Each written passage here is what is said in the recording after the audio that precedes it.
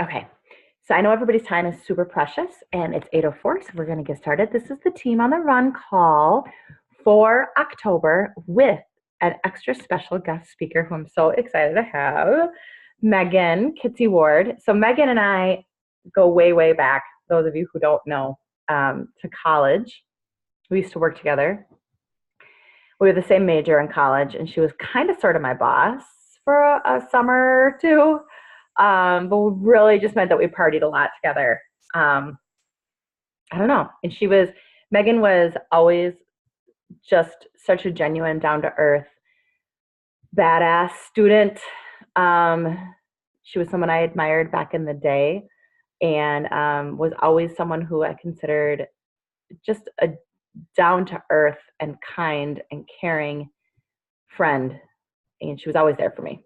And she was also very driven academically, and also had a good time. So she's just pretty much always been super, super cool lady. And I was really flattered. I think it's 4 years ago now, Meg, that she joined her first challenge group with me. And fast forward to now, she's my highest earning coach. Megan lives in outside of Germantown, Wisconsin, with her husband of how long have you guys been married? Like 12, 13 years, something like that. Something like that, yeah. He's awesome too. And she's got two kiddos, Callie and Max, and she has a long journey to how she had those kiddos, which is maybe a story for another day. And they're amazing. And Max has autism, so she has her hands full with managing Max's care and needs. And in addition to just momming and then teaching full time and being a wife, and I mean, she's just anybody who says they're too busy to work this business needs to listen to Megan for like 30 seconds of what her life looks like, and you will not feel too busy to work this business. So she's pretty amazing, and she set a goal a while back to make $1,000 a week in her coaching business, and she has done it very consistently. And so I think that success leaves clues. And if you want to know her secret, I'm pretty sure she's going to tell you that there isn't a secret, but she's going to tell you what she does to get shit done, right?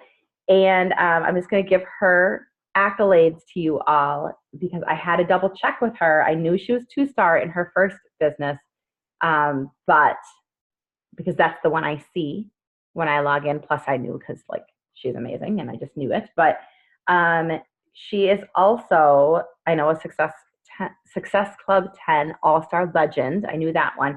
But she's 2-star in, she's 1-star in her second business center and 1-star in Matt's business center. Are you wrapping your mind around that? That's a lot of diamonds. It's a lot of stars. That means she's really building, hopefully the way, and she is building the way I try to teach her to build, which is to maximize her income. And she's just badass. And so, I mean, I just can't rave about Megan enough. And I'm so honored that she took the time to chat with us. And I know we all have a lot to learn from her. So I'm going to turn it over and stop rambling and let her take over. Okay? So thank you guys. Meg, you can unmute yourself. I'm going to mute myself because I have nothing else to say. That was a long rambling introduction and craziness here.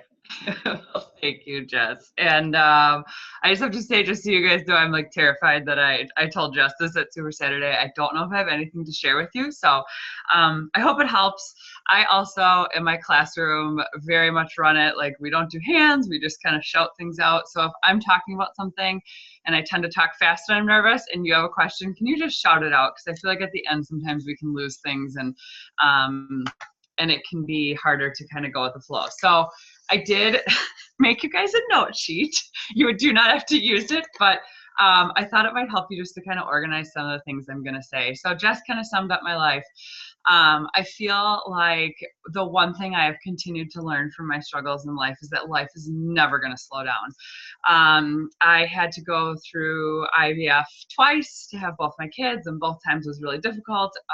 Egg donor both times, so it was not like this easy experience at all. Fast forward, we get our second child, we're elated, and he has autism. And just when I think we're about to settle into life, life hits us again. Um, and so I'm just so grateful for coaching because autism hit in the middle of my coaching journey. And while it slowed down my coaching a lot, it legit saved me, and it legit made me go and get help and become probably the strongest health and, mentally and physically that I've ever been. So really grateful for coaching and all that it's done for me. So I'm just going to jump right in, you guys. The first thing that I want to talk about, and this is probably my only real piece of advice, but I think where everything comes from, is you have got to have a why that makes you cry. I am not joking, and Jess says this all the time, and that was something Jess told me from day one. But whenever I talk about my why, I start crying. I'll never forget, I didn't know Bridget very well, and we were at a summit in New Orleans, and I was probably at my lowest of lows. Like Max had just been diagnosed. He was really aggressive. And Bridget and I randomly were like, want to go get a glass of wine? And so we did. And we barely knew each other, and we started talking, and I was crying. I was telling her my why, and she was crying, telling me her why. And I just remember thinking oh, this is why we're doing this job. And so what I want you guys to think about is this. First and foremost, I'm going to say this, and I'm going to be proud of it. My goal is financial. It is financial. My goal is money, and I'm not embarrassed of that. I do a lot of work to help women, and I'm really proud of that, but my goal is money. The rest is great. It makes me feel better. It fulfills my life. It fills my cup. But I feel like as women, we've been trained to think money can't be our goal. I'm here to tell you it can be your goal.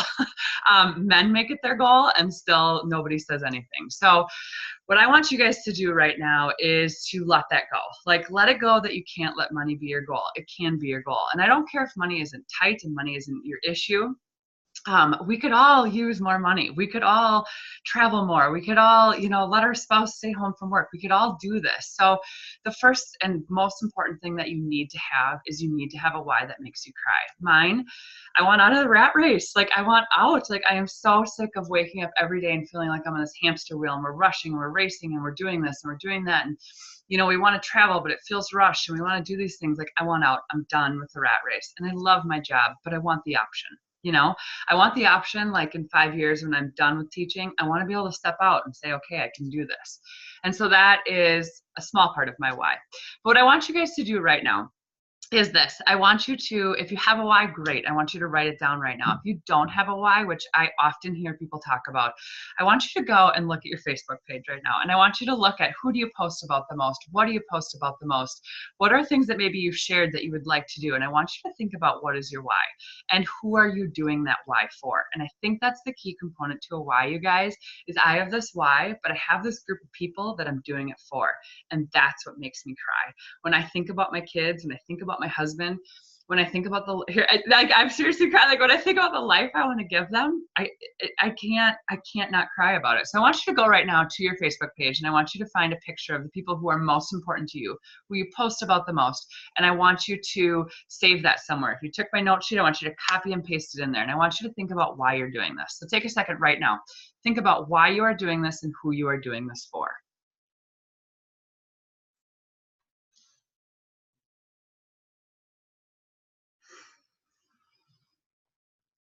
Okay, if you have those people, I want you then to think about why. What is it that you're doing this? Why do you show up every day? Why do you post your awkward, sweaty selfie every single day, guys? Because nobody likes to do that. Not one person. It's not our favorite thing, but that's what we all do. We get on and we post our sweaty selfie. Why are you doing that every day?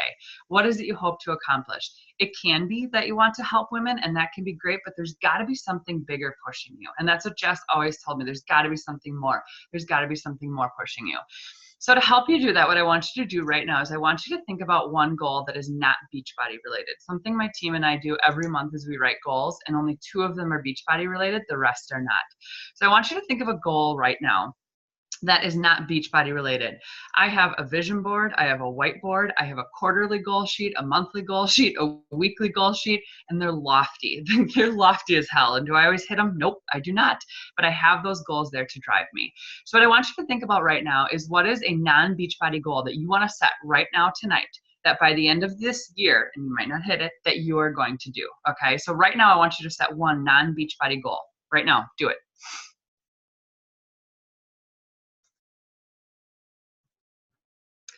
And now what I want you to do is this, you guys. who does that goal benefit? And I'm going to use Mel. I think she's on here tonight. One of my coaches, Mel, set the goal to take her girls to Disneyland, and she opened up a separate account. Now, what Mel did to make that why make her cry, she told her girls. And Mel, how old are, I'm sorry, I'm forgetting your girls' age. They're young. These girls are not going to forget that she said she is going to take them to Disneyland. So what I want you to do right now, next to that goal you wrote, is who are you going to tell? Who are you going to share it with? And I want it to be someone who's going to hold you accountable. I don't want it to be a friend who's going to say, oh, it's okay. I don't want it to be a spouse who's going to say it's okay. I want it to be someone who's going to say, when are we doing this? When is this happening? Are we going to do this now? When does this happen, Mom? And I want them to drive you nuts over this goal, okay? Because if you have that person holding you accountable, you're going to sit down and do a little bit more work. So write their name down, and I want you to write down when you will share it with them, what this goal is. Mel, how old are they? Your girls. Oh, how old are you? 3 and 5. Okay, if you guys think a 3 to 5-year-old aren't going to bug her about going to Disney, you're crazy. Like, she's got some major accountability going on there. All right, so once you have that, you guys, I want to talk about the balance of time. I keep getting, oh, someone have a question? Okay. I keep getting asked about this balance of time, and I gotta tell you this, at the leadership thing, Danielle said something that was so poignant. It was almost like a relief to me, is you're never gonna balance your time, you guys. It is not going to happen. Last week, I was the most kick-ass, are there kids on here? Can I swear? I was the most kick-ass teacher, okay? Like, I was knocking it out of the park, and I was the worst coach on the face of the earth. But you know what? I was really proud of the fact that I was a really good teacher that week. And we have to start thinking about that. So I literally want you to take a deep breath, let it go. You're never going to find balance. This job is never going to feel balanced, okay? But I have a couple tips for you that I think will help you to feel a little bit more balanced. Number one is this, you guys, and this is a huge thing of mine, is you have to get off your phones. And I know the phones make us our money. I get that. And I know I'm probably going against what some of the tops say, but I just really feel like until we hit Daniel Natoni status and we are making 7 figures and pulling in that big bucks, I think we have to think about, we have a lot more to balance right now. We have a lot more to get through. And what I often find is that we scroll through our phones and we think that we're working. And when we scroll, we feel guilt over not being present for our kids. We feel guilt over not working. We feel all of these things. So I really want you to make a conscious effort to think about, when you're on your phone, are you actually using your phone? And if you're not, put it away. You guys, one of the things that actually drives me nuts, and I am a problem with this too, is when I go to Beachbody events, everyone's sitting like this and they're just staring and they're not talking and they're not connecting and and when people go out to dinner, coaches especially, they sit on their phones and they just stare. And I am a problem too, so I'm not this. But if we took that time to connect, we would feel better and we would feel more balanced in our life. If we had those good conversations, if we felt present in that moment, we don't walk away feeling guilty. So that's my first piece of advice, is put the phone away except for those working times. I just posted this tonight, but if you have an iPhone, they have a feature where you can shut off all social media sites now, and you can limit yourself. And they track how much you are on your phone and on social media sites. I looked at mine and was like, oh my God, I've got to stop. So that's kind of my first piece of advice for you guys, is to put away your phone to feel balanced. I promise you that it's going to. The second one is and this was something I read in personal development, I really try to transition into my role. So we all have a lot of roles. And despite whether you have whatever you have going on in your life, if you are, doing this job, working full time, home with kids, raising kids, running a household, this is going to be hard to balance this. So my second thing that I really try and do is own each role, and I transition into that time. So when I'm driving home, I'm literally like, okay, I am not going to think about Beachbody. I'm going to go home. I'm going to make dinner. I'm going to be present with my children. And I literally transition into that role. When my kids are getting ready for bed, I start to transition myself back into Beachbody. Okay, when you get done, you're not going to sit and scroll Facebook. You are going to do X, Y, and Z. And I start thinking, mentally preparing myself. So my second advice would be to transition into that, okay? Following up with that, when you're doing one job, just do that. When you're coaching, just coach. That's it. Don't do anything else, okay? Don't scroll Facebook. It's not working. Don't scroll Instagram. It's not working. Don't watch Instagram stories. It's not working, okay? And you can tell me it is while I'm connecting and I'm interacting. Unless you are tracking, inviting, or creating share carts or creating some sort of system, you are not actually working, okay? And I do it all, you guys, I've been terrible, like I said, and I've kind of had to sit down with myself and be like, stop, unless you're inviting, tracking, or creating a share cart, you are not working. And so I think that's really important that we think about when we sit down and say we're working, are you actually working, or is it the scroll? Is it the one I'm looking for people to interact with? Because if that's what you're doing, it's not work.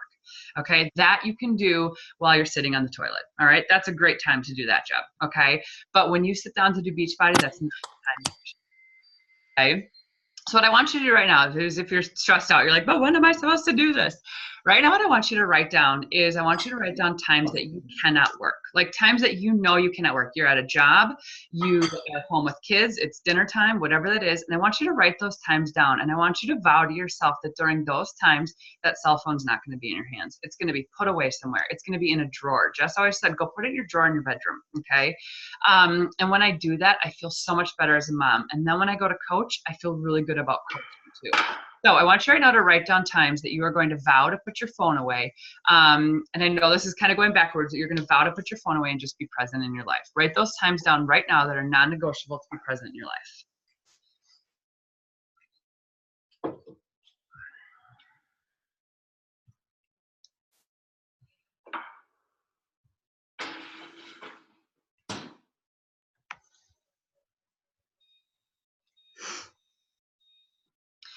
I would even, if you can, put a reminder in your phone, like, hey, put the phone away, set an alarm, like literally something to remind you, like, this is not my time to be doing this, okay? So with that being said then, so I just talked about tracking. I would say that tracking is legit the only reason why I hit SD10 Legend. It's why I have been able to survive these, is because I track. And my team knows, they made fun of me for years because I was a pen and paper tracker girl. They would always see me, where's my little notebook now? I had a little notebook and I literally wrote down everyone's name that I talked to, that I messaged, that I mean, they liked my post and I would write their name down. I tracked everyone, okay? Now that I am transitioning out of my warm market to my cold market, I had to find something else. If you want a good training on this, because I'm going to give you a 30-second training, you want to look up Melanie Mitro's YouTube video on Streak, okay? My streak is really crazy, but it makes sense in my mind. You can't make my streak. You have to make your own streak, okay?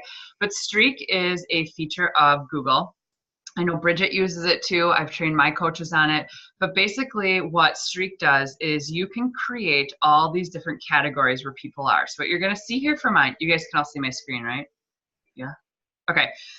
You're going to see, okay, this is my first interaction.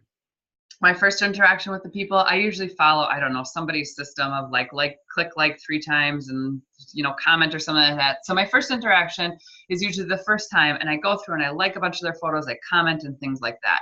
Then I move them, I always put the date in when I talk to them. So you can see I write their name, the date in, and I write down some notes about them, okay? And this becomes really important. If you didn't listen to the peanut butter and jelly call, listen to that one, because that one's crucial too, okay? So first I put them in my first interaction box and I take some notes on them. I come back a couple days later and I have my second interaction with them. And I have to wait a couple days because I have to wait for them to get some more content up, right? They're not like us. So then I have my second interaction and I can move them to my second interaction list, okay? Then once I've had my second interaction, I move them to my PB&J list. And this is my invite list. These are people that I'm going to be inviting in or I have to invite. When I've invited them, I move them to my invited list, okay? And that kind of helps me to know where they are. So if we start talking, I move them here. So it reminds me, like, you're talking with this person, don't forget, okay? I then have included a 531 box. This is also from the PB&J call. And these are people who went silent on me and I need to go back and get to them, okay? So I track my customers in our every interaction. I take notes on them. And here's what's really cool. I'm gonna see if I can show you her Streak profile, okay? So in this woman's Streak profile, what I can do is I can add a follow-up. So there's a couple girls I have follow-ups for tomorrow, and I can set in a follow-up in 2 days. And what Streak is going to do is it's going to say, hey, don't forget to follow up with Thais. It's going to literally message me every hour, I think it is, until I follow up with her. And it's just going to keep reminding me. The other thing I can do is I can add in notes here. What it also does, let me go to an IG ad, is it's going to track all of my interactions via email. So these are all my email people, okay? So let me just bring up one here. They're my IG ad people, and this tracks all of our emails that we had back and forth. So if I forget who she is or what we talked about, I can go back to this. I also have started using Danielle's script about building more. If you want this, just let me know, I'll send it to you. But she asks all these questions to try and boost her packs as she goes. And I know Amanda put it in a Google form, and that's actually brilliant, or Danielle did, I don't know who, but because now I can put those people's email addresses in my Gmail, and I have them to track that here too, okay? So tracking is like my number one piece of advice, you guys. You've got to track everything, and it is time consuming. It is the thing I hate. I probably hate tracking more than I hate inviting, okay? Because it takes a lot of work and it takes a lot of time, and I have to like write down little things all the time. Like I said, I used to keep this big long notebook, and every month I would rewrite the list of every single name. We're talking hundreds of names. I would rewrite them because the tracking was so important, okay? So you can do pen and paper, you can do Streak. I know there's some others, like Asana, I think is one. I don't care what it is, but you've got to pick a tracking method and stick to it. And if you have one that's kind of half-assed, you can't do that. You've got to pick one that is like, I am going to do this. And so now I set my tracking time. That's actually part of my work time, is just tracking. And I set that. So what I want you to do right now is write down what is a tracking system you are going to commit to, okay? And right now, I want you to share it with a fellow coach. Text them like, hey, I am committing to doing this. I am going to do it by this date. Please ask me if I did. Literally right now, I want you to text someone. Here's the tracking system I'm going to use. Please hold me to it. And again, Google Melanie's. I've watched several on this pipelines. Melanie's is the best. So, and it's short, it's like 10 minutes, and she's really to the point. So I would really suggest hers.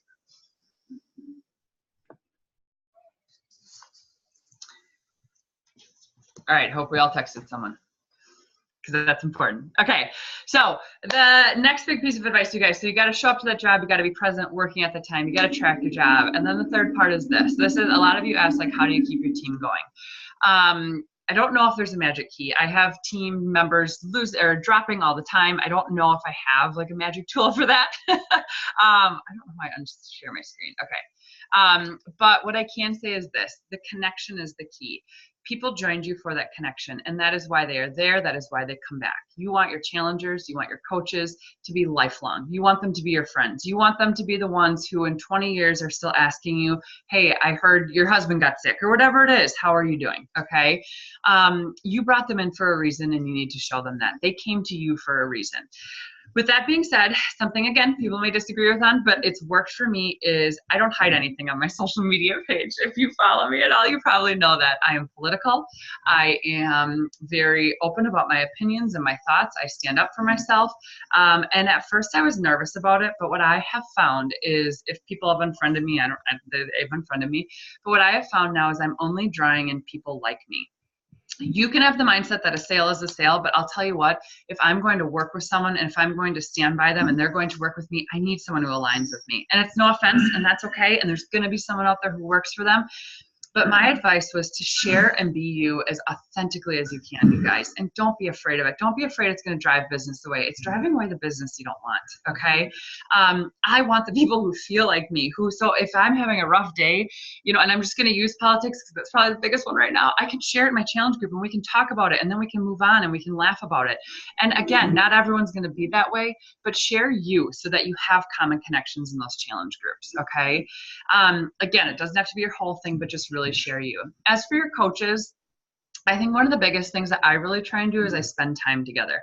And one of the big questions I kept getting was, how do you keep your team together? I mean, I've lost a lot of coaches, so I don't know if I'm an expert on this one, but I'm their friend, I'm their support, I'm their coach. I fail at it a lot, but I try and follow what Jess did for me. I check in on them personally. If I see them put a post on Facebook, you guys, I don't say to my husband, I wonder what happened. I text them. Hey, you okay? I saw your post, all right? I don't be that person who stalks their social media page and wonders. I actually reach out and connect to them. So what I want you to do is remember that your friends first, coaches second, okay? And I know that sounds simple, but it is a simple concept that's going to keep those people around longer. The other thing that I think we all really need to do, and this is still really hard for me, you guys, is you need to switch from you're also their friend, but you're also their boss and their leader, and they look up to you. I don't care if you have one coach or 55 coaches on your team. They look up to you. I remember when I first started, Jess was my everything. Like, she was my world. I needed her to tell me everything to do. And that's how these coaches feel. They join for the connection. And while we want them to join you guys and be ready to run out of the gates, they're probably not. They're scared shitless is what they probably are, okay? And so that's your job, to love them and trust them. And I think I'll get into this later, but things I do to help my coaches. I reward everything. Danielle gave me some great ideas with the leadership training, but you hit Success Club, you get a gift from me. You advance, you get a gift from me and a shout out from me. I celebrate coaches being added. Danielle talked about that, and I've started doing that. I've noticed a real positive reinforcement in my team. I check my back office, and every time they add someone on my team page, I have this like shout out, like new coach announcement. Congrats, Melissa, for adding a new coach this week. You know, that was a total Danielle thing. So I've started doing that. I celebrate when they do PD. I celebrate their personal success. I celebrate their family success. Something we also do as a team is anytime someone has something go on, a dog died, a family member hurt, whatever it is, we have a gift message. My team does, and anyone who wants to pitch in, we eliminate that person. Hey, you want to pitch in? So-and-so is going through this, and we throw in money and we send them something, okay? To show them that they're family, because they are. So those are just some kind of little things that I do, okay?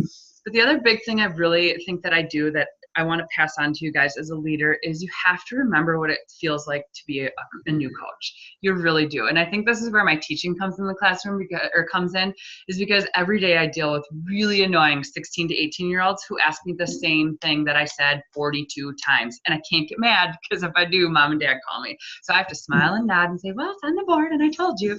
But I bring that into coaching too. And that's hard because we're dealing with adults, right?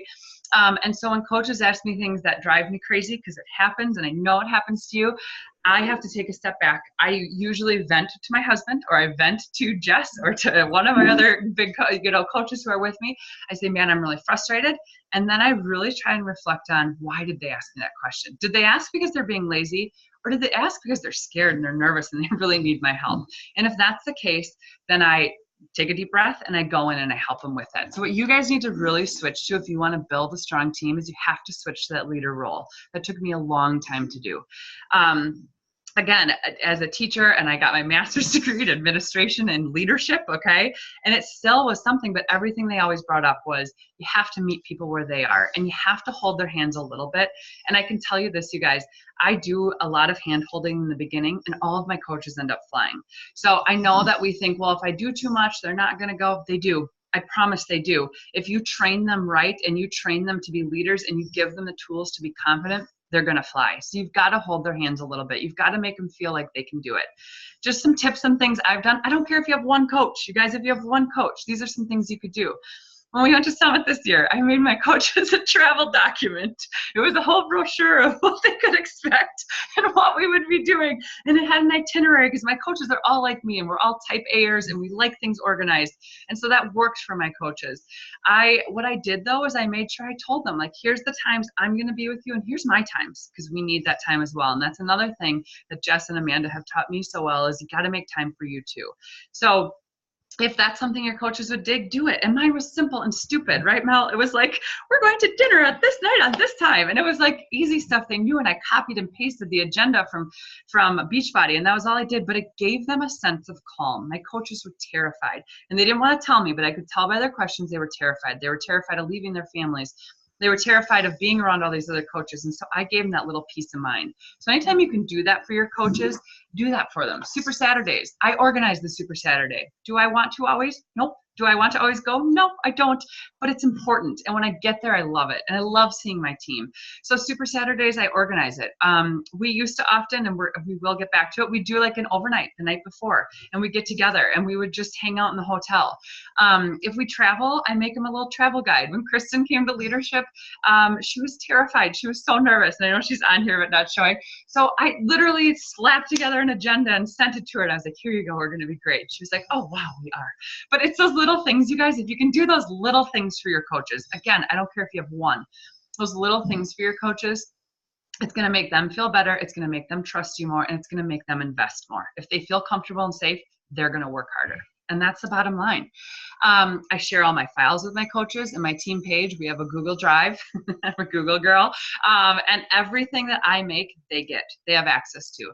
I've set up units in my team page and everything is there. They can find it all, and they know if they can't, they can ask me and I will share it with them. But if you know about leadership, we've got to meet people where they are. We just have to. And that's how you can get your coaches to stay and to thrive. Okay. The other thing that I really like to do is, again, you need to switch to a leadership thinking role.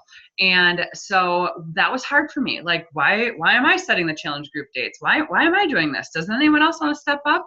No, they didn't, because they were, one, probably scared of me. Were they going to step on my toes, make me mad? And they've told me this. They're like, well, we didn't want to upset you. And so like, I get that. But I realized that if I was going to be the leader of this team, I had to step up and do that. Again, if you have one coach, you got to step up and do that. So I make them color-coded documents, okay? We have team calls every Sunday, and every Sunday I share the next month to 2 month dates with them. So they know, here's our team calls. Here's when you should be advertising. Here's your advertising window. Here's your start date for your group. Here's your prep date for your group. You don't have to use my theme. You don't have to use my date, but you have to use this time frame, okay? So if you can set up for your team, it's going to, one, make you feel better. This makes me feel so much better. Each month, I know exactly what I'm going to do. I don't have to think about it. I know this month, I'm just advertising drop a turkey. I know next month, as soon as the month hits, I'm advertising holiday hustle. And now that is taken off my plate. So organize dates for your team. It's going to make you feel better, and it's going to make them feel better, and it's going to make them work. If they have something to work towards, they're going to do it.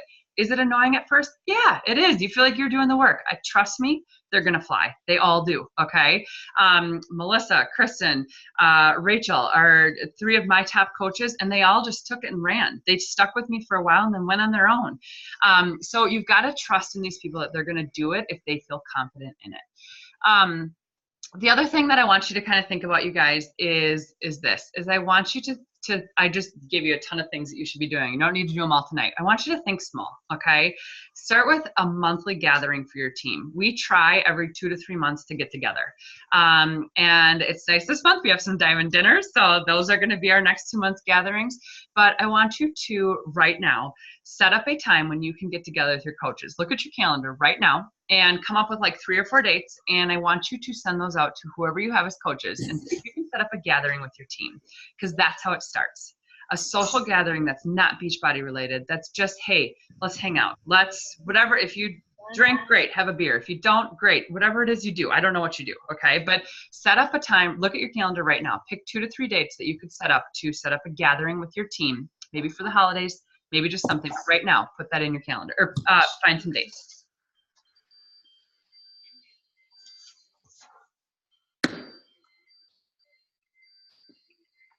I also want you to write down for one of your goals for this week or this month is you're going to set up your next 2 months, you guys.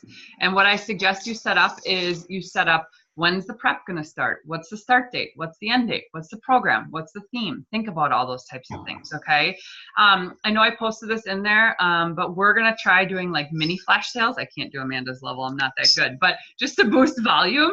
So we're going to try one on that. We've tried one before as a team, and it was really good. It was really successful. We totally boosted our little bit of volume. So we're going to try one on the 14th. So if anyone wants to do that with us, let us know. It's just going to be for the refresh because we're pushing a refresh after the holidays. So little things like that you and your team can do together.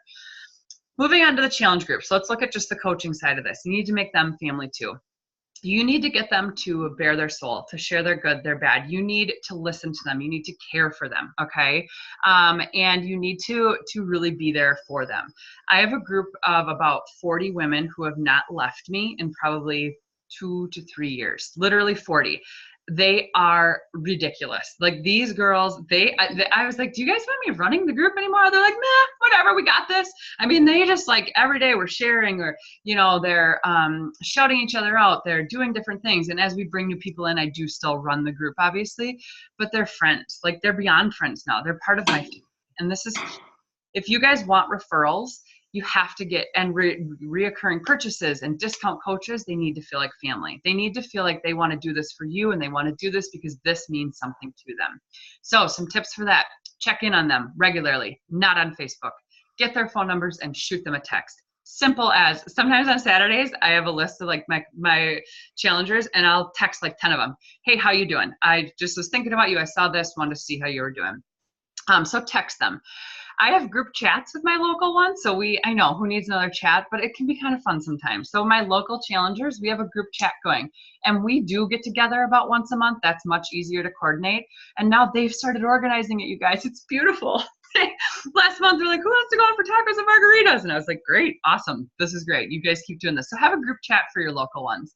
Another tip I do is I have a group chat for all my newbies. So when you start, You first start in a group chat message with everybody else who is new, who is starting, and you start in my challenge group together. But now you have this little safe place to start here, and you can, and a lot of them will share like, this is really overwhelming. Anyone else overwhelmed? I'm nervous. And then they all get that fear out so they feel more comfortable in my challenge group, okay? I do partner contests, and I know you guys know these things, but what I did last month that worked out really well is anyone who wanted in sent me their name, and I randomly drew their names and partnered them up. No, I did not. I partnered them up with people they didn't know, and then they had to work together and they competed. And I put a ton of money on the line, and whoever competed and lost the most got to earn the money. You don't have to do that, though. You could have, like, you know, some packets of Shakeology. They'll think it's great. You could have a box of Energize. They'll think it's great. But make them partner up and get to know each other. We've done a Christmas exchange the last couple of years in our group. That's been really fun. And encourage laughter, okay? Encourage a ton of laughter in that group. I am constantly the vulnerable one in my group to set the example. So, for example, my daughter recently may or may not have written the word fuck on her paper and given it to her teacher at school. I don't know, really proud mom over here. So I posted it in my group. I was like, well, not all of you can say this is going on today. And she didn't use it correctly or spell it correctly. So it has been now the running joke of our challenge group for 2 weeks. Like, everything is hashtagged with how my daughter spelled it and wrote it, okay? But guess what? Now we have a funny joke. And now we have something to share. So get them laughing, get them vulnerable. When Max attacks me, I share it with my group first before I share it with Facebook. I share it with my group first, because I want them to know that they have the inside access to me. And yes, I share it with Facebook so they can get to know me, but I share it with my group. And now you probably don't have a Max attacking you, and I get that, but you have your struggles, okay? You had a rough day at work. It can't just be a complaining thing. It's got to be like a legit something that's really a struggle for you. Maybe a struggle with a kid, but don't go in and complain. That's not what I'm saying. But be vulnerable. I'm scared tonight. Like, this and this is going on. Here's what I'm going to do. Always have a solution. Here's what I'm going to do, but I'm really nervous tonight, you guys. Anybody else been through this? Let them be your coach as well, okay?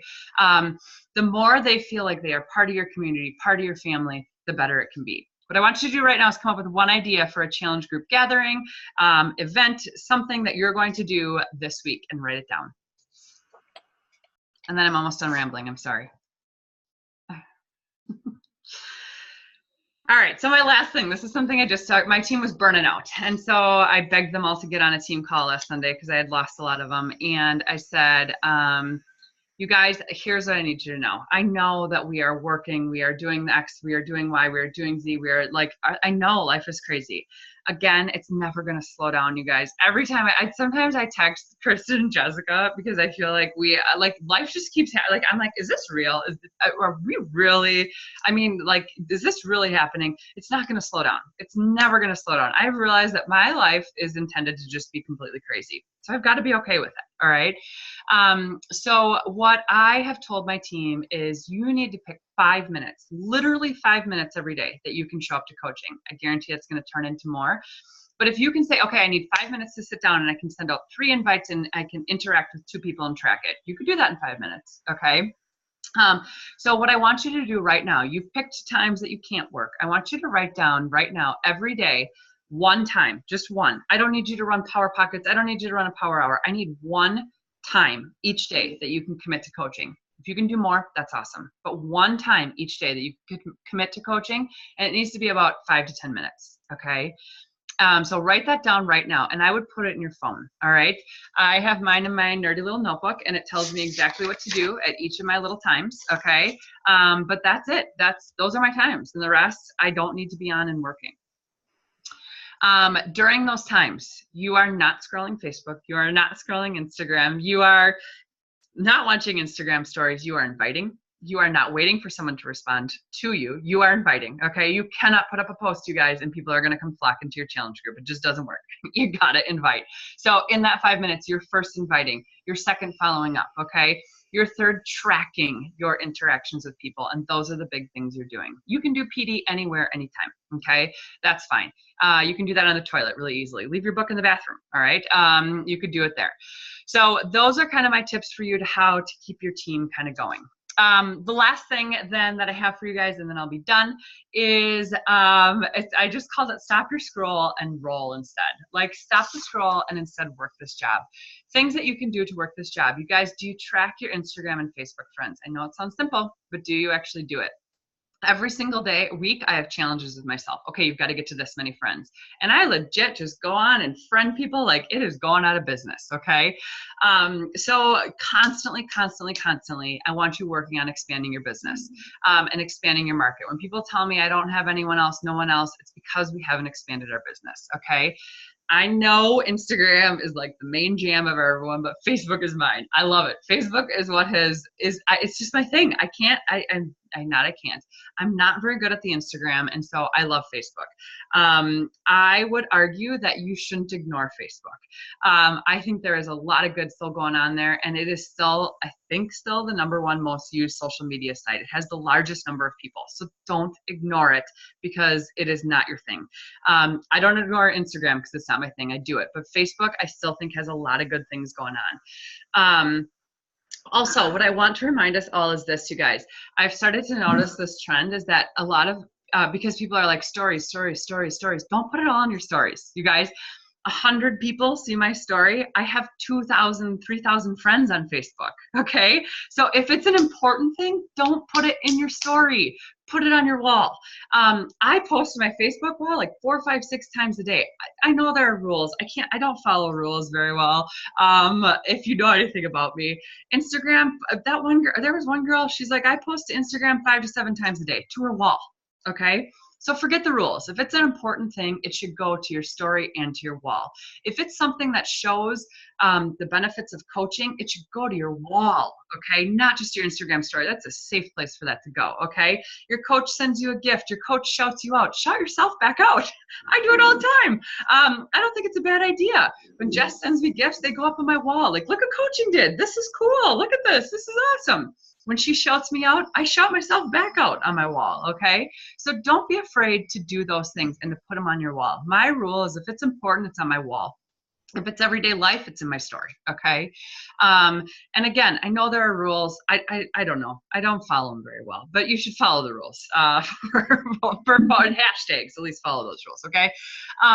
Also, share coaching more. I'm really bad at this, okay? I'm really bad at this, but you got to share coaching more, just the little things. And I'm trying every week now. My goal is to share coaching 3 to 5 times a week. I have to get a post up that's about coaching 3 to 5 times a week. My next tip for this is share your life. If you're going to be scrolling, then you should be sharing something about your life. Again, I share the good, the bad, and the ugly in my life. I get more people messaging me. I hope this isn't too personal, but can I ask you where you found your therapist? Well, I posted it on my wall. It's not personal at this point, you know, so, but then people feel safe. So post whatever you are, go to the edge of if my rule of thumb, my team knows this, if I feel uncomfortable posting it, I have to post it. It's a sign that I have to post it because someone else is feeling that. Someone else is going to connect with me. I get more messages about my uncomfortable, my scary posts than anything else in the world. People don't care about my celebrations. In fact, they often ding me on my celebrations, but I post my son attacks me and you better believe like everybody is now my best friend, okay? So if it makes you uncomfortable, I want you to share it. If it makes you scared, I want you to share it. If you think, oh my God, I can't reveal that, I want you to share it. Okay. I think to this day, the only thing I have not publicly shared on my wall is my daughter writing fuck on her paper because it's something that would embarrass her and that's something for her to share later. But literally everything else that happens in my life, I share it. And I share the lesson that I have learned. Okay. I need you to let go of your fears, your worries, your inhibitions. I need you to unfollow Melissa McAllister and Daniel Natoni and Melanie Mitro. And instead, I need you to go follow Melanie's podcast. And instead, I need you to go watch their training videos on YouTube, okay? But unfollow them. Please unfollow them because here's what it does. It makes you feel bad that you don't have their 6-pack abs, okay? And they're apparently like drinking wine and eating crappy food and they still have 6-pack abs, okay? So you feel guilty, you waste your time, and then you compare to them. Well, I can't do what they did. I can't do this. Guess what? Jess taught me this from day one. I don't follow any of the there's like 2 I follow. I never watch their stories, ever. ever, ever, ever. If I want to know something, I go to YouTube, I go somewhere else and I find that information about them. But a lot of times I hear people say, well, I want to learn how to do it. Guess what? We're on a different level. We are not on the McAllister, Natoni, Melanie Mitchell level. That's not us right now. Okay. We're going to get there, but it's not us. So you got to do you and get to, they did them. That's how they got to where they are. Okay. So that is something big. With that being said, you guys, I legitimately listen to every single piece of advice that is told to me. Whoever is the speaker, whatever my coach says, whatever my upline says, I listen. I may get mad. I may get angry. I may complain about it, but I always listen to that piece of advice. And then here's my biggest tip, you guys. I figure out how to do me. Okay. In the beginning, I would get all this advice and I was like, okay, I got to do this. I'll never forget. I did this session with Amanda on calendar blocking and it was brilliant, right? It just didn't work for me though, but I did it and I was so frustrated and I couldn't figure it out. And I was like, I can't do this. Years later, I realized what she was saying. If I had taken her advice and just done me with it, it would have worked a lot better. Okay. So you've got to listen to the advice and figure out how does it work for you. I cannot work a power hour. And I fought that. I was like, nope, I can't do this. I can work power pockets. And that's what worked for me. I still took their advice, but I did what worked for me. Okay. Last but not least, and then I'm going to stop you guys, take care of you. That is the only way I have survived this job. And it again comes from Jess. I feel like Jess should just be running this call because everything I've said is just things Jess have taught me. But take breaks from coaching. Get your husbands on board and get them to help you, okay? And maybe what you need to do is you need to tell them that why. Like, hey, if you can help me for 3 months, I'm going to make us $1,000 that month. Okay, see, what do they have to lose? You not making the money? I mean, that's okay. But what if you do make it? They're going to be on board with it, okay? And I know I have coaches on my team who have struggled with this and they really fought to work with this and found ways to bring their husbands into the business. And I think that's really important to you guys. And Beachbody must be onto that because they have a session at Summit about bringing your spouse into the business. So it is not crazy. In our world, in our house, it works that I do all Beachbody. Matt has no clue about a single thing. He couldn't tell you one thing. All he does is if he rank advances, he's like, what am I now? And then he wears the shirt around the house. And he's like, you ought to give me some respect. I'm now a, whatever. I'm like, get out of here. But if your husband doesn't want to be left out of the business, bring them in.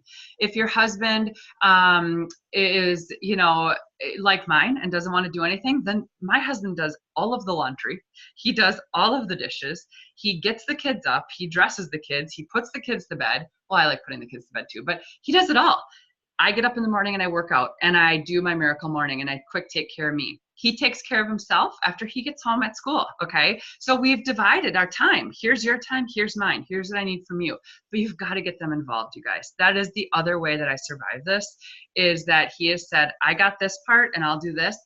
Whatever that works for you guys. My way is not going to work for you. Okay. But you will find a way. And you've got to do that.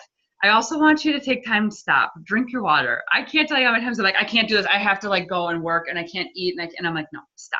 I need to drink a glass of water because I'm thirsty. I need to eat some food before I eat all the junk food in the house. And I need to breathe. And then I'll get the work done. So I really need you guys to take care of you. If you're feeling frazzled, you've got to stop or you're going to quit this business. You've got to make sure that you take time to take care of you. And with all that being said, Danielle's words just still are ringing with me, you guys. Leave a legacy. I mean, can you imagine if you were able to leave a legacy for your kids? That's what drives me right there. Okay, I rambled. I think all I did was quote my coaches. So, there is comments here. Anybody have questions for me?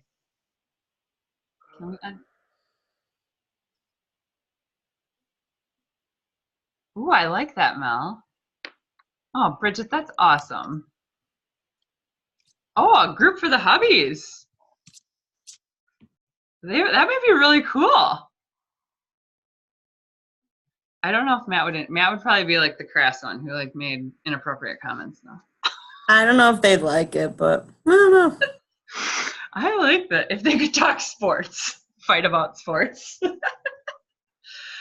Any questions, you guys? Did this answer anything? I feel like this was. It was amazing. It was me rambling. No, not at all. Not at all. It was awesome. Well, I don't know. Have questions for Meg? Oops.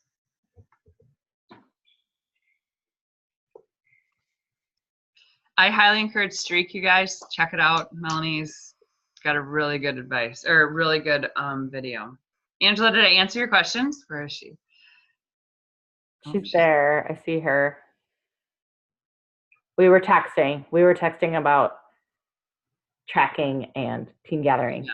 She was my texting buddy, so I know she's here with the things she told us to text. Yeah. I got a question. Uh-oh. Do you do P90X yoga? Just kidding. Just kidding. So it's not really for me, but I feel like, well, it is for me, but I feel like a lot of people would like to know, what do you do when you're in a funk? Like, what's your go-to? Like, just dive into PD? Do you take a little like day off? Do you, what do you do when you feel like your business is sort of heading towards like a plateau-ish funk to snap out of it? I don't turn to PD. I probably should. I think, I don't know, maybe my team can answer, but I think I lean in harder. I don't know. I think I probably get overbearing. Ask my team, they'll get like 76 notifications from me. But I think I lean in harder. I don't know. Mel, Kristen, what do you think? Is that what I do?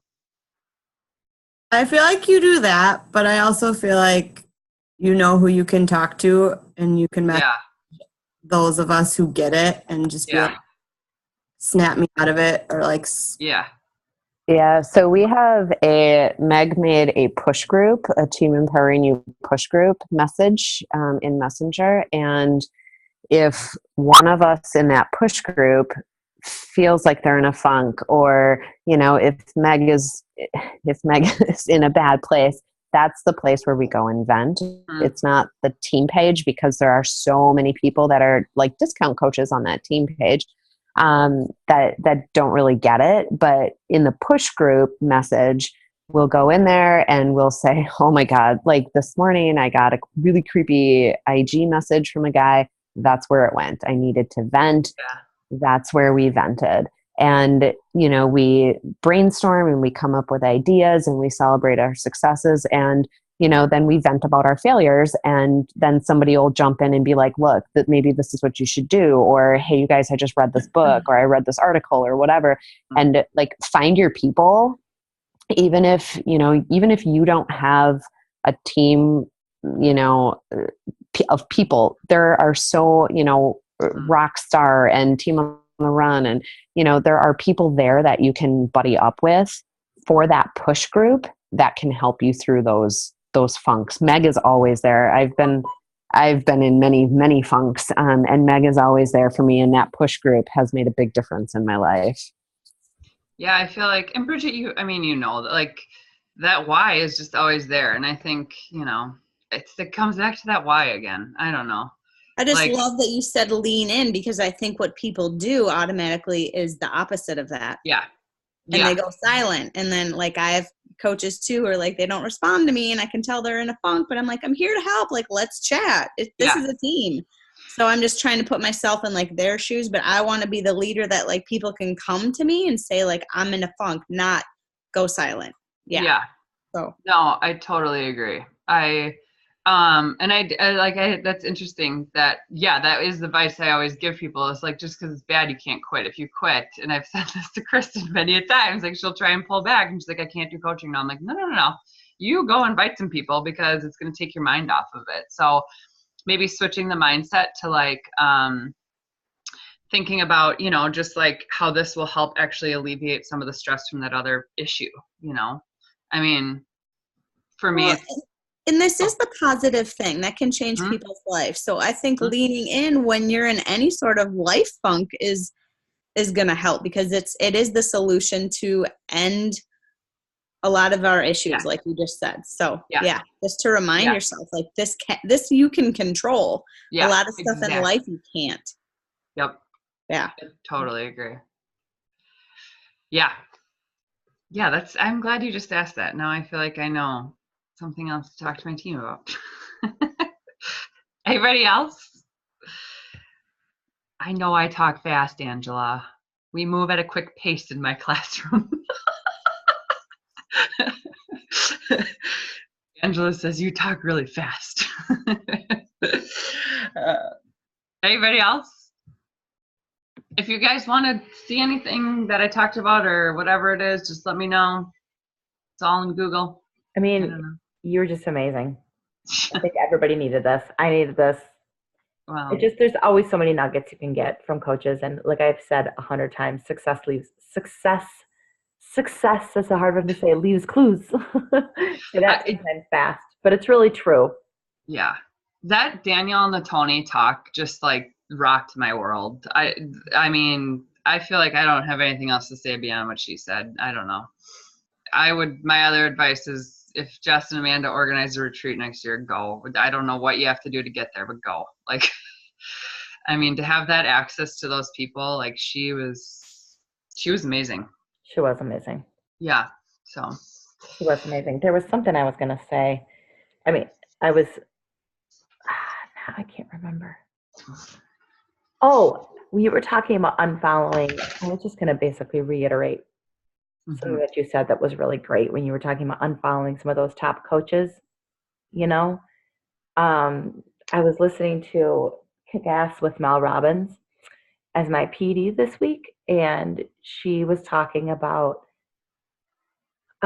she was coaching this man through his business that he was struggling with. And she said, to find someone who's maybe 2 steps ahead of where you are in your journey in your business and to lean into them for advice and to model yourself after their success. But if you try to emulate someone who's 10 or 15 or 100 steps ahead of you, all you're going to end up is discouraged and frustrated, and you're wasting your time. That's not productive. So I think that's something to think about if you're spending, 45 minutes of your power hour watching Melissa McAllister's Instagram stories. What is that doing for your business? Nothing, So if you want to grow, success leaves clues, but be looking for those clues and following that advice of someone who's 2 steps ahead of you, not 20 or 200 steps ahead of you, because I think that all you're going to end up is just feeling frustrated. And so I just thought that stuck out to me. And when you were saying that too, I just think, Megan, that's something important. I think we spend a lot of time in the social media world wasting our time watching people who, they're not watching us. No. I'm glad I don't know anything about 99% of the coaches in this business besides you guys, because what's that doing to build my business? It's not. Yeah. And then the other point I wanted to just, when you talked about taking breaks, and I think that that's something important too, when Bridget talks about getting in a funk, like not taking like a month off, because if you're hot and cold in this business, 1 foot in, 1 foot out, you're never going to move forward. But if you're feeling super burnt out, take Sunday off. Take the weekend off. It's okay. So anyways. Yeah. You're amazing. Thank you. Well, I don't know. Angela says, do you have a list of favorite YouTube videos? I don't. What I usually do is if I'm trying to learn something, I Google Melanie. We're big Melanie Mitchell followers in my team. Her YouTube creations are ridiculous. So whatever it is we're trying to figure out, we'll Google her or we'll search her name in YouTube with the topic. Sorry. And then a lot of my team is really big podcast listeners. I'm really bad at it, but they all listen to Melanie's podcast and say it's just like life-changing, which I'm not surprised. So, well, she's very type A, very, very organized with her systems. It doesn't. My team is very A. So, yeah. Angela and I are a little more not. I need more of you in my life, though. This is good. I mean, you and I are so much alike in so many ways. That's why, Melissa McAllister says, find 5 of you and you'll be a millionaire. You're one of my 5 for sure. But you're definitely more square, and I'm more circle. What? I need to track people. 6 years into the business, I'm still struggling to track. So I need you. You balance me out. Yeah. Well, it is true. That talk at Summit was really life-changing for me. Like, just thinking about it kind of goes back to what I was saying. Like, you have to meet your coaches with what they are too, you know, and if they don't have your personality, like not all mine are type A's. And so I have to remember that, like I have to kind of meet them, and, you know, some of mine are even more type A than me. And so I have to be ready for that too with them, you know, and I thought that was a really, and I think like I said this at Summit, like, sorry to talk about Max all the time, but like, you know, kind of shook my life, but having Max like made me realize like I can't always have a square life, you know, like I've got to have, like, my life is never going to go how it's planned. And so meeting, I like to call myself a squiggle square now, but meeting my coaches where they are. If they need a hug, I've got to be ready to give them that hug, and, you know, without a beer. So if I have a beer, I'll hug you all day. Just move away. Like, hug me while I cry. She's like, but it's good. It's good. You got to balance each other out too. Yeah. You know? Yeah. So, and if your husband's not on board, spouse, partner, that will be the thing that breaks you in this business too. So get them on board. That's my other thing that I would definitely, I don't mean to sound like pessimistic when I say that, but I can't think of a super successful coach who has a spouse or partner who hates on the business. Mm-hmm. I'm not saying they have to be a coach themselves, like actively coaching, but they can't be hating on it. Mm-hmm. It'll be a problem. I mean, I hope I don't embarrass this person, but I have to give it up to Mel. Her husband was a trainer. And so I think that this was really hard for him to watch her step into this role because he stepped down from work. And I'm sorry, Mel, I'm going to put you on the spot here. I would say that she has done a phenomenal job of meeting her husband where he was and bringing him on board. And now he showed up to Super Saturday. And he's going to Summit. And now Beachbody has this like couples thing, and you could see like a little excitement in his eyes, like at Super Saturday. And so I just really applaud her. If you have a husband who struggles with this, like, I don't know if Mel cares, but maybe reach out and ask her. Like, she really worked hard to get him on board, and she never let that be her excuse. It was always, I got to find a way. It was never the excuse. And so it's possible. I watched them do it. And I hope I didn't say anything I shouldn't have said, Mel, but it's just really cool what you have done. It was not easy. No. It's so hard. And you know how many nights we've spent crying over it. And I didn't it. Like, it was hard. Yeah. It's been worth every single hard discussion. Mm-hmm. Mm-hmm. So. I know one thing Amanda said is, and my husband's not going to be at Super Saturday other than to like drop things off, or, you know, but he's always super supportive. But one thing Amanda told me is, prove him wrong. If you've got a naysayer for a spouse who's like, oh, you're never going to make any money in this or whatever, prove them wrong. Let that be your fire. But I really encourage you guys, it's got to be a family business. Get your kids on board, get your spouse on board, your partner on board, boyfriend, fiance, whomever, because if they don't see the bigger picture, it's going to be a wedge always. And that's going to hold you back. And I think those people who are, last thing, and I know we're late here, but those people who are wedges, you guys, you have to learn to let them go too. And I know maybe just you stop sharing it with them, or not your confidants, you know. But I have turned to Jess multiple times, like in tears, over friends who started being mean to me or didn't want to be my friend anymore, or and I was like, I should quit, I can't do this, like everyone thinks I'm dumb. And I had to let those wedges go and just focus on. And now, like 4 years in, now my mom's like, so have you added any coaches this week? And if you know my mom, people, she was not supportive. Like, Kristen, you know my mom. Karen is like, by the books, like, you know. And just the other day I called, she's like, so how many coaches this week? I mean, I was like, I'm sorry, but where's my mother? And how many glasses of wine have you had? But I mean, so those will come around too, I think. It just takes time and takes you proving them wrong, you know. And those who don't, let them go. I've let a lot of people go. I'm okay. I let a lot more in. Yep. Now we have all you guys. Huh? I said, now we all have you guys. Yeah. You know, I'd rather have you guys than the people who are haters. Poop heads. Poop heads. Oh. Oh man. Well, it's late. I could just ramble all day with you guys, but Megan, that was amazing. Thank you guys for taking time out of your busy lives to tune in. I appreciate it.